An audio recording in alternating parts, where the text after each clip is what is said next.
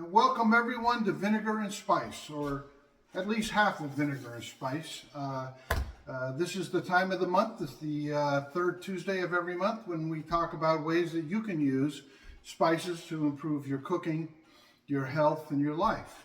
I'm Nick with Local Spicery, and we're going to tackle one of the most common dishes that I think every vegan makes. We're going to make a tuna fish or tuna no fish. Basically, using chickpeas, we're going to make something that closely resembles a tuna salad. One of my favorite dishes. You know, I don't really think of it myself as a tuna dish. I love it because I love legumes, and chickpeas are my favorite legumes. So we're gonna be using 4 different Local Spicery products, and we'll discuss them all. This one is one that it really is pretty fundamental to everything in my cooking. It's called depth, and we call it depth because it's basically just an umami bomb. It is a flavor enhancer.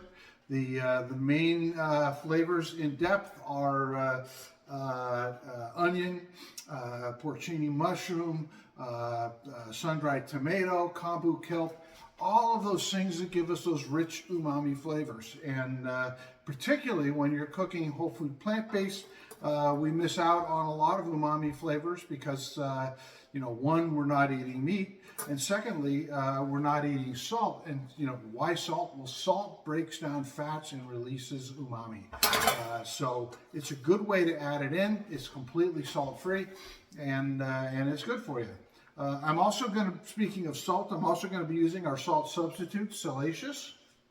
I'm going to be using, this is one that not many of you probably know about or know that we even carry.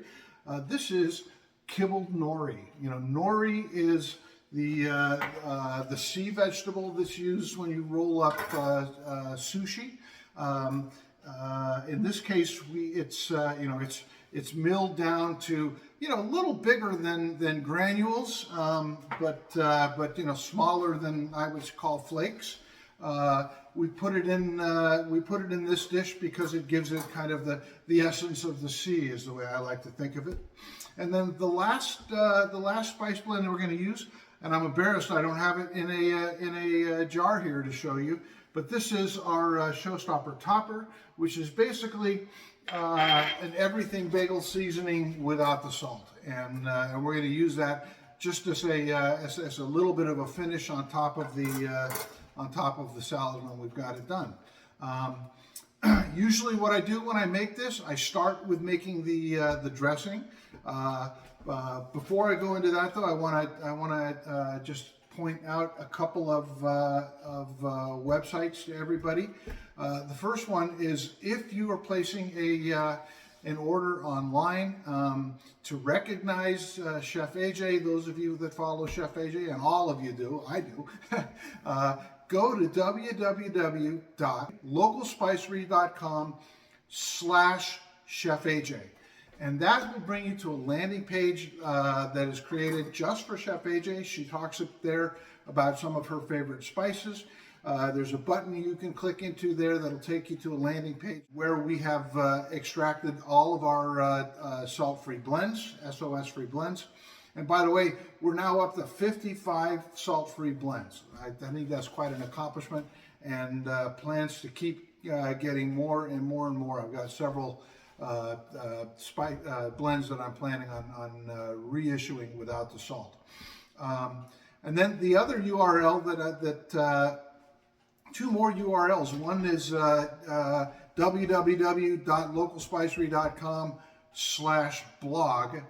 That will take you to where we have the recipe that I'm going to be putting together here, and at least one other recipe, because in putting this together, in putting this meal together, we tried a couple of different things, and they were good enough that we want to share them, but we're not going to put them in this particular meal. The chickpea tuna fish salad It's a great thing to put out as a side dish or an appetizer for your upcoming Memorial Day picnic. Any kind of an outing that you're doing throughout the summer. I guarantee I'm going to be bringing it to one of Chef AJ's potlucks as soon as our schedules work out that I can make it to one again.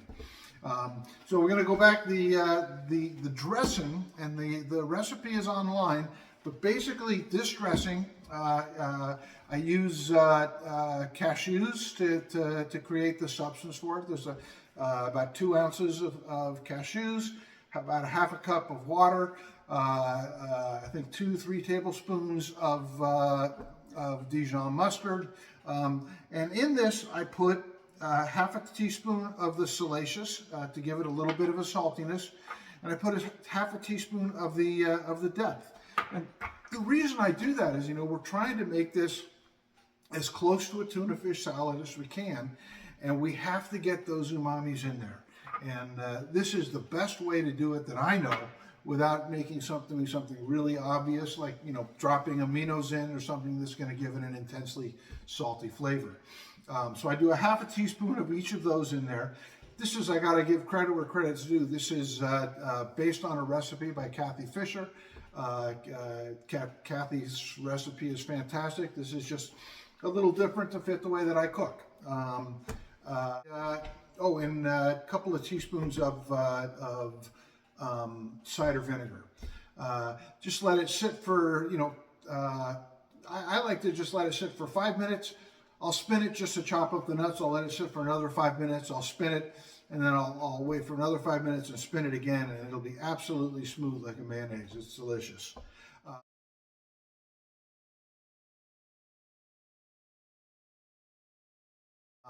The chickpeas that I'm using, usually we cook our own. We get dried chickpeas.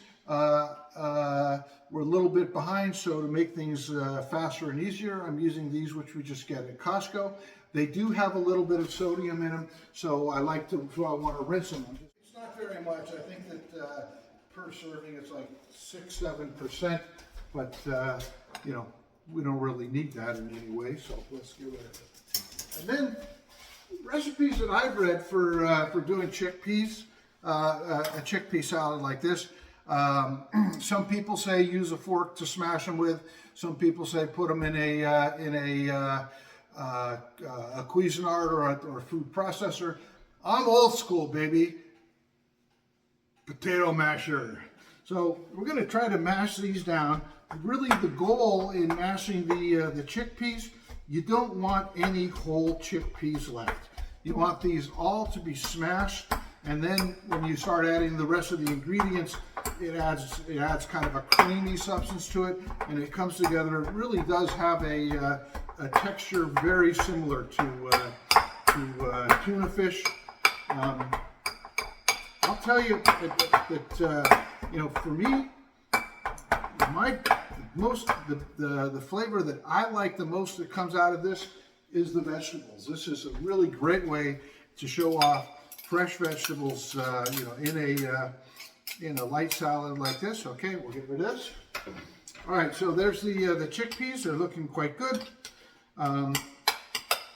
So I'm going to add the vegetables now. I've already chopped them up, but this is that's about 1/2 of a red onion that I've everything here. All 3 of these of the vegetables that I'm using here, I've got them cut down to about 1/8 of an inch dice.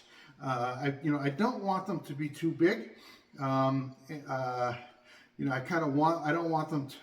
don't want you to be too aware of the granularity of these different vegetables in your mouth, but I definitely want you to taste them. This I'm putting in here, that's 1/2 of a red bell pepper, again 1/8 of an inch dice. And lastly, this is the celery, and this is 3 pieces of celery that again chopped down to a 1/8 of an inch dice. All right, we'll mix these together. Now, one thing that I think is really important in one of these tuna no fish salads or your tuna salad is you've got your umami, And then you want to have a competing flavor with the umami, and usually it's an acid. When I was growing up, I would make tuna salads. I would make them with capers. I would make them with relish. We're going to do something a little bit different. It won't be surprising for those of you that follow me, because you know that this is like one of my favorite food groups, and that is we're going to add some pickled vegetables, and this is just some carrots and some red onion that I just a couple of hours ago set them up in the refrigerator to marinate.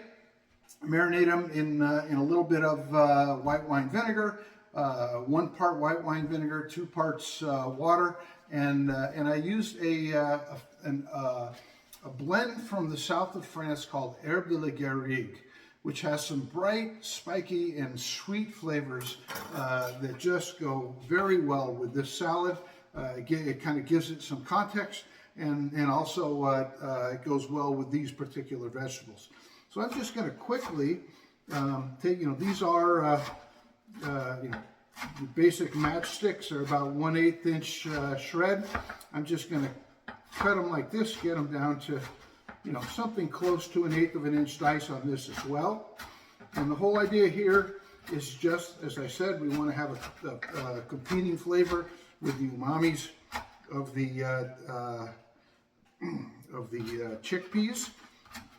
And I think that's good enough. Also adds just a little bit of liquid, which is nice. Okay, there we go. I'm going to mix this in. And this, how long have we been going here? 5 minutes. We're basically done with this salad. Going to mix this a little bit, and then we're going to add some of this dressing.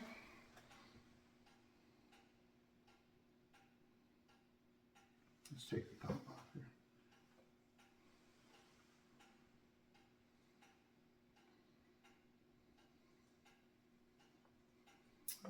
Enough. And this dressing is it's quite tangy. It's a little bit of a salty flavor that comes from the Sel-acious, and it has that essence of the sea that comes from the Kibbled Nori. And by the way, I'm going to bring this up to the camera for a second just so you can take a look at it, because it is visually striking. You can see the orange of the carrots, you can see the red of the onion, the red of the bell peppers. It's a very, very lovely dish. Very light. And so how are we going to serve this? I'm just going to put it out on some butter lettuce. I like butter lettuce because if you want to, it's very pliable and you can roll it like a wrap, or you can just curl it like a taco. They're very very versatile, and they're beautiful. So here we go. Just give it a little bit of shape. There we go.